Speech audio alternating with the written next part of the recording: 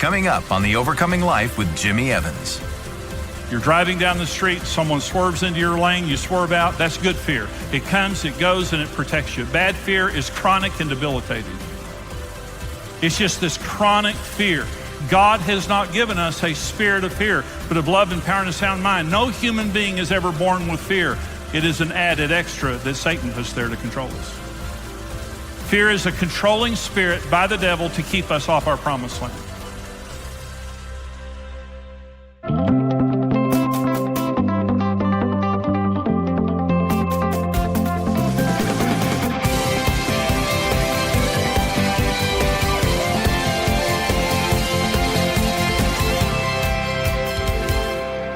About 1999, Karen's parents took our entire family to Africa.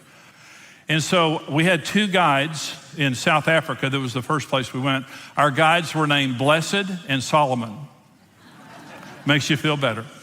And so Blessed and Solomon and all of our guides, they taught us about lions. And I would say to Blessed and Solomon, and I would say, "Are you afraid of lions?" They said, "No." They said, "We respect them, but we don't fear them because we understand how they function. We understand, and as long as you respect their nature, you can be safe." I want to teach you what they taught us about lions and how you can live your life safely and never be devoured by the devil, but to overcome him. I want to teach you how you can do that because that's what they taught us. Number one, lions are nocturnal. If you're going to be safe in lion country, one of the first things you learn is you're safe in the day, you're not safe at night. Okay. And so we, in the daytime in our camp, as an example of this, there were warthogs and monkeys and all kinds of critters like that. But the bad animals were not in our camp during the day. We had to go find the bad animals. And when you find lions in the day, they're typically sleeping. A lot of times they're just on their back and they're sleeping. They sleep for like 20 hours a day. At night, they are very, very, very, very active. We would go out at night and we were in a truck, and they would use our truck as stealth to hunt Cape buffalo and other things like that. So they're very active. So when we got to the camps, the first thing you do when you get to these game camps is you have to sign a waiver that says, if I'm killed, I won't hold you responsible. And we call that vacation. So we get to this first camp in South Africa, and I mean, the first thing you do is they take you in this room and you have to sign this waiver. So we signed this waiver maybe 10 or 11 in the morning. So we went out all afternoon into the early evening into the bush. It was absolutely fascinating. Saw lions, saw all the big five. It was a fascinating day. So we came back from the first day and we stayed in bungalows that were not connected. The main lodge and dining hall were over here, and then all of our bungalows were scattered out, and they didn't have telephones, so you couldn't call each other. So when we came back from being out that day, they took all of us to our bungalows and they said, don't come out of your bungalow, okay? Because the wild animals come into the camp at night, okay? So don't come out of there. We'll come get you for dinner. An armed guard needs to come get you for dinner. Don't leave this bungalow. And they said, we'll be back in about 45 minutes. Look great. So we went in and we got ready for dinner, showered and got ready for dinner, but no one ever came to get us. And I was hungry. And so I said, we'd waited for like an hour and 15 minutes. And I said to Karen, I said, Karen, I don't know if anybody's coming to get us. So I went over to the front door and opened the front door and stepped out on the porch, and I could see the lights to the dining hall. And I turned around and said, Karen, I can see the lights to the dining hall. She said, close the door, Jimmy. They told us there's wild animals out there, close the door. And I said, I don't see anything out here, Karen, but I guarantee we can make it down there. I can see the light. She said, close the door. Close the door right now. So I closed the door and I went over and sat down. 15 more minutes, nobody came. I went over, opened the door again. Stepped out on the porch, looked all over. And I said, Karen, I can see people down there going to eat. I guarantee you they're walking and we can make it down there. She said, close the door, Jimmy. Close it right now. So I closed the door and I was just real frustrated. And I went and sat down. Another 15 or 20 minutes, there was a knock on the door. So I opened the door and it was the guard, armed guard. And so we opened the door and he said, I am so sorry I'm late. I couldn't come up here because you had a leopard by your front door.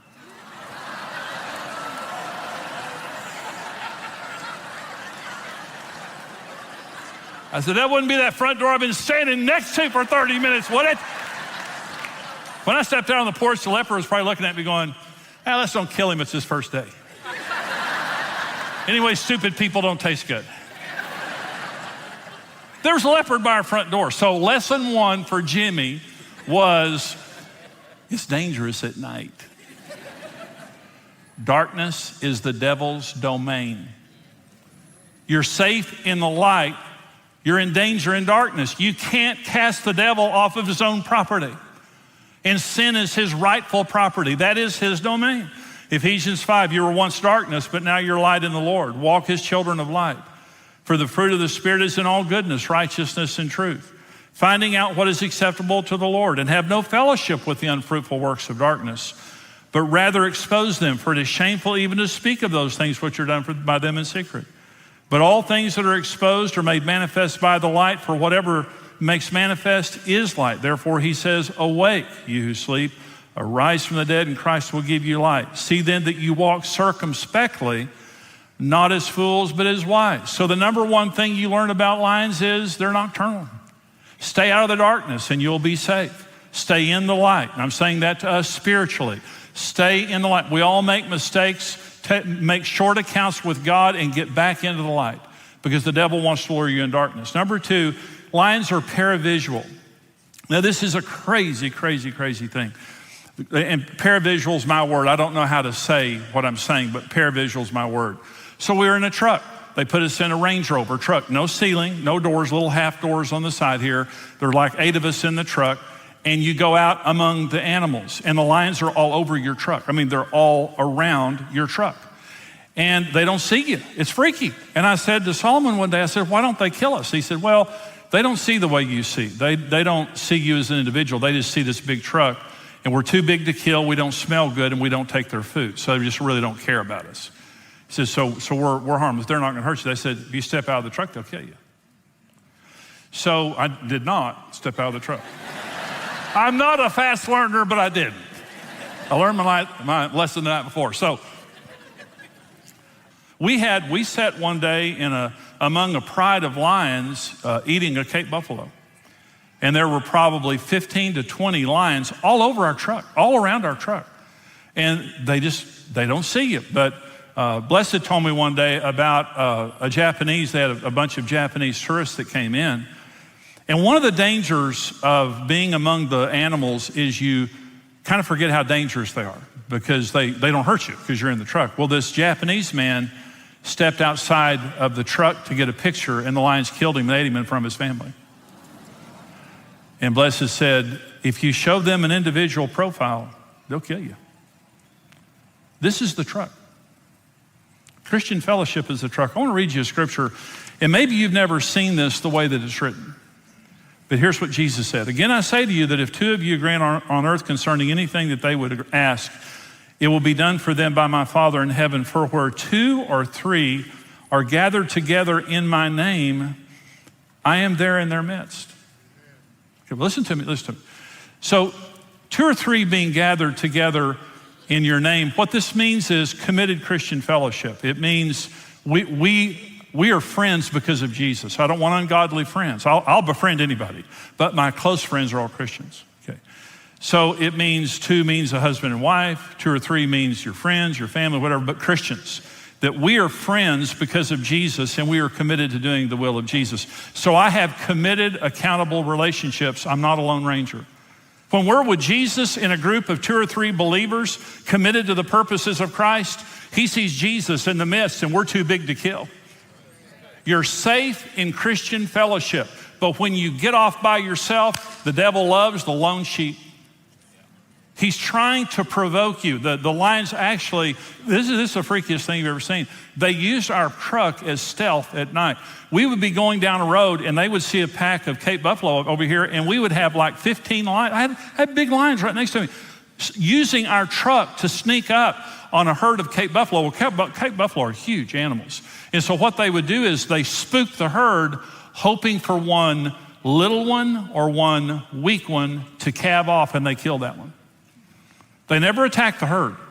They attack the ones that are away from the herd. And I'm saying to you, you need to stay in committed Christian fellowship. If your friends are not godly, you need to find new friends. And I'm not saying reject your friends. Here's what you say to ungodly friends. I'm serving Jesus. You want to come with me? And if they do, great. And if they don't, you go find new friends. Because your friends need to be Christians, and we all, in this evil world that we live in today, we need committed Christian relationships. The devil will do anything to keep you from overcoming in life. So as believers, it's critical to know how to stop him. In the Exposing the Enemy series, Jimmy Evans will unveil the devil's nature so you can easily recognize how he works. And today we have an offer that will help you defeat the devil and live victoriously. When you support the Overcoming Life with your online gift of any amount, we'll send you the Exposing Satan session on a video download. You can also receive the complete Exposing the Enemy series on CD or digital download, and Jimmy's book, When Life Hurts, for your gift of $55 or more. For your gift of $85 or more, you'll receive the complete Exposing the Enemy series on DVD or digital download, along with Jimmy's book, When Life Hurts. God has equipped you with everything you need to be victorious, overcome the enemy, and accomplish his purpose for your life.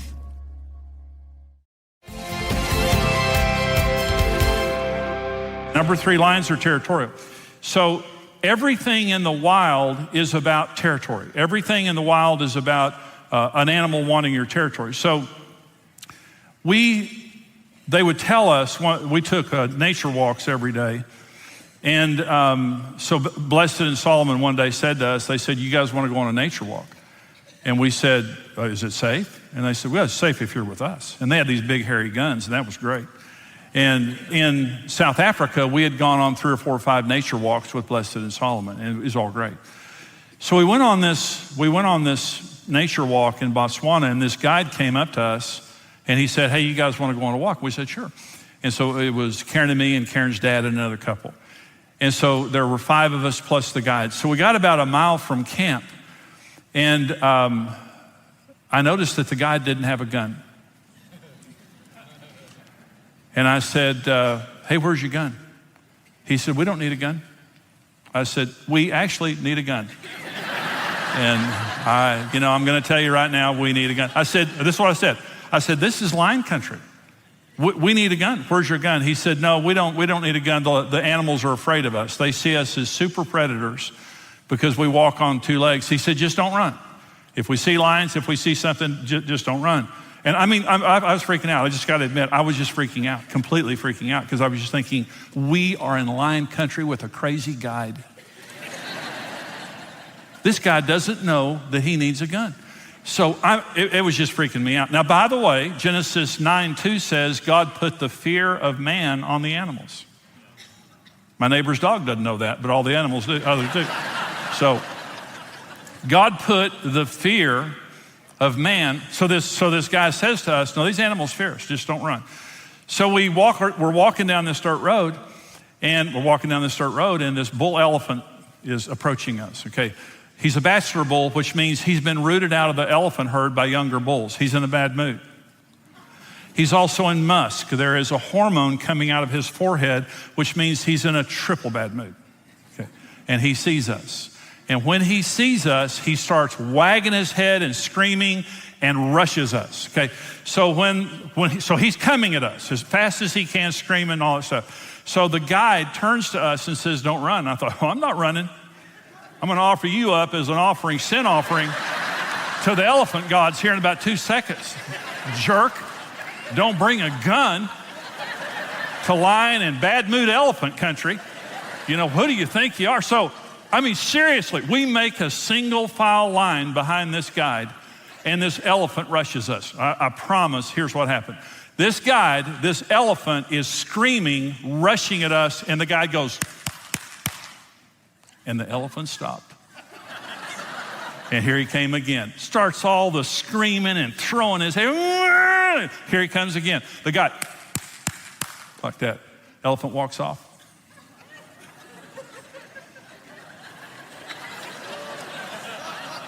I said, Jesus, I need to go back to camp and change my clothes. I'll tell you what. Oh my gosh. It was terrifying. So let me say this. The purpose of a lion's roar is to intimidate you so that you'll run away from the territory. They do a territorial display. That's what the bull elephant was doing, which I didn't know about. And see, if you run, they'll kill you, because that lets them know that you fear and you're not going to stand your ground. Okay. So here's 2 Timothy 1:7. God has not given us the spirit of fear, but of power and love and a sound mind. God has not given, listen to me, the roaring lion is the spirit of fear. We have good fear. Good fear is temporary and protective and circumstantial. You're driving down the street, someone swerves into your lane, you swerve out, that's good fear. It comes, it goes, and it protects you. Bad fear is chronic and debilitating. It's just this chronic fear. God has not given us a spirit of fear, but of love and power and a sound mind. No human being is ever born with fear. It is an added extra that Satan puts there to control us. Fear is a controlling spirit by the devil to keep us off our promised land. God hadn't given us the spirit of fear. So when I got saved, the week before Karen and I got married, the week after we got married, I'd been a Christian for 2 weeks, and I was sitting in the backyard reading a book. I don't remember what the book was, but I think it was a book by Billy Graham, and a sheet dropped down in front of my face, and I could see myself preaching to a multitude of people. That was when God called me to preach. And from that moment on, I had a great desire to preach. And right after that, hours or a few days after that, a terrifying fear came over me about speaking in front of people. Terrifying. Now, I was the class clown. I'd never had an insecure moment in my life. I was the class clown, never had fear about anything. But now that God called me to preach, I had a terrifying fear of speaking in front of people. So I went to work for my dad and worked for him till I was 28. And then one day, the pastor of our church, I never told anybody I could preach because I was afraid of it. I wanted it, but I was afraid of it.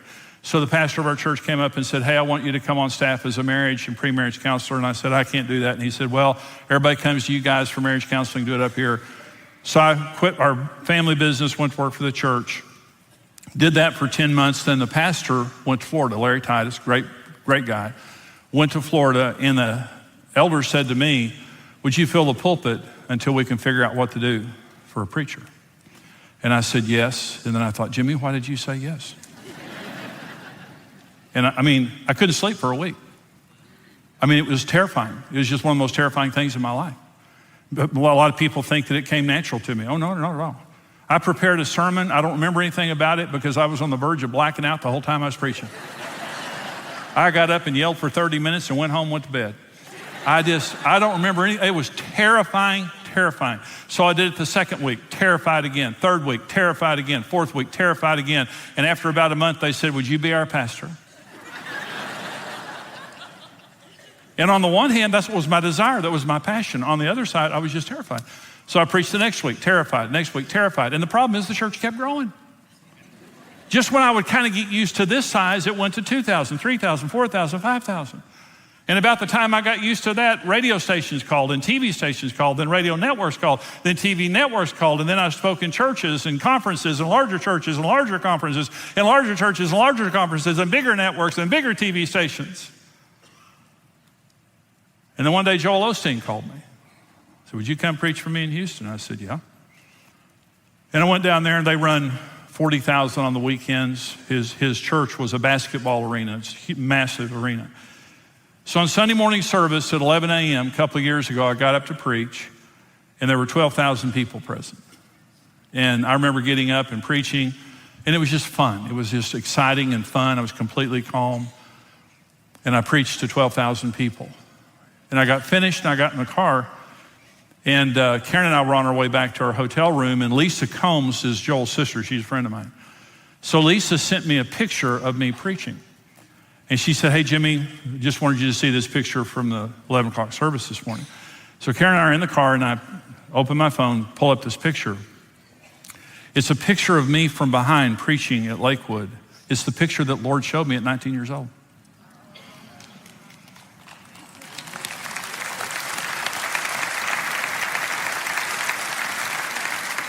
I never knew it was a literal place. But the day that the Lord called me to ministry, a roaring lion showed up. This is my promised land, y'all. This is where I was called to be. I love to preach. I love to minister. The bigger the crowd, the better I like it today. But when I started out, I was terrified. And I didn't know that the fear I was experiencing was the devil. I just thought it was me. And I used to think, God, why would you call someone so fearful of speaking in public to preach? You need to do better. Go find somebody that doesn't mind it. I'm terrified of it. Why'd you pick me? And one day after about 10 years of preaching, I was reading and I saw 2 Timothy 1:7. God hasn't given us a spirit of fear. And I thought, wait. I've sure got a lot of fear. And the Lord said, not from me, you know. And it's the first time I realized fear was not my emotion. It was a demonic spirit trying to keep me from my promised land.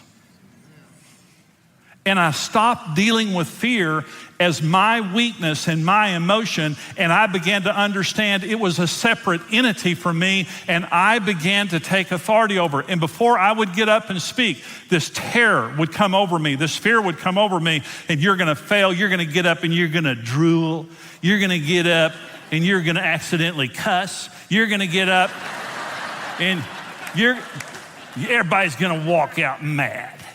You're going to embarrass you. I mean, he would just say all kinds of stuff like that. Just intimidation like that. And here's what I began to do that I didn't know how to do before. I bind you, spirit of fear, in the name of Jesus, and every lie you're telling me.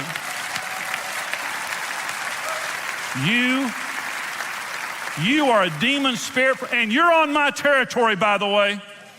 You're standing on my promised land. And not only am I not going to give you the land, I'm taking it back from you. That's my land. That's my promised land. I love teaching people how to overcome because we are overcomers. The Bible tells us that we're more than overcomers in Christ and that Jesus overcame the devil on the cross. He defeated him. He disarmed him. And he has now given us authority over the devil in every area of our lives. But see, the problem with this is only a third of Christians believe in the devil. You know, Jesus talked constantly about the devil. The Bible talks about the devil from Genesis 3 to Revelation chapter 20. And so Old Testament and New Testament, in the words of Jesus themselves, the devil is real. He hates us and he attacks us. But the way that he is so successful at what he does is stealth. It would be so much easier if the devil would just show up physically and, you know, tell us he wants to destroy us. And we say, no, you can't. I mean, because we would. If we knew it were the devil, we wouldn't allow what we allow. But what makes him dangerous is stealth. In the Garden of Eden, he took the form of a serpent because serpents don't want to be seen. Serpents are stealthy. You don't know they're there and all of a sudden you get bit. That's what he wants. He wants to slither in our lives, do his damage, slither out, and we're devastated and don't even know what just happened. We can overcome the devil on every single front, but we have to believe in him, not fear him, not focus on him. We focus on God and we fear God. But we don't have to fear him because we have been given authority over him. But the damage that the devil does is in people's lives that don't believe in him or they don't know how he operates. So the purpose of this teaching today is to help you to understand you can overcome. You can live a life of freedom and fullness, and you can overcome the devil. By the way, this teaching today is a part of a fuller series of teachings called Exposing the Enemy, and 5 different messages on specifically how to overcome the devil and what he tries to do. For your gift right now of helping us here at the Overcoming Life to come back to you and go around the world helping people to overcome and to live the life God wants them to live. We want to give you the Exposing Satan message. It's one of the messages in the series. The video download. You can be watching it here in just a few minutes for your gift of any amount. For your gift of $55 or more, we want to get you the Exposing the Enemy series, the entire series on CD or the audio download. You might just want to download it and listen to it, begin listening to it today. All 5 messages. Plus, we want to give you the book When Life Hurts. For $55, you get both. The entire CD series plus When Life Hurts. For your gift of $85 or more, we want to get you the Exposing the Enemy DVD set or the video download. You can have the physical or the video download. Again, you can be watching here in just a few minutes. All 5 messages. And by the way, what you saw today is just a part of that message. The entire message is on the DVD or video download. Plus, for $85, we want to give you the When Life Hurts book. My book, When Life Hurts, is just helping you to deal with issues in your past that maybe you've had a difficult time dealing with and resolving those and overcoming, living the life that God wants you to live. I hope this program today has been an encouragement to you. And I just want to say one more time, God has made you to overcome. You can overcome any circumstance in your life. By the power of God, you certainly can overcome the enemy. I want you to get these resources today. Here's how you can do it. This is the sword of the Spirit. It's living, it's active. You read other books, the Bible reads you. And it says no creature can hide from its sight. Because when the Bible comes in you, it's going to find every demon in hell that's trying to destroy your life, and it's going to defeat the devil. In the Exposing the Enemy series, Jimmy Evans will unveil the devil's nature so you can easily recognize how he works. Support the Overcoming Life with your online gift of any amount, and we'll send you the Exposing Satan session as a video download. He's stealthy, he's slithery, he's a liar, but we have authority over him and we need to use it. Receive the complete Exposing the Enemy series on CD or digital download in Jimmy Evans' book, When Life Hurts, for your gift of $55 or more. For your gift of $85 or more, you'll receive the complete Exposing the Enemy series on DVD or digital download. God has equipped you with everything you need to be victorious and accomplish His purpose for your life. Thank you for watching The Overcoming Life with Jimmy Evans.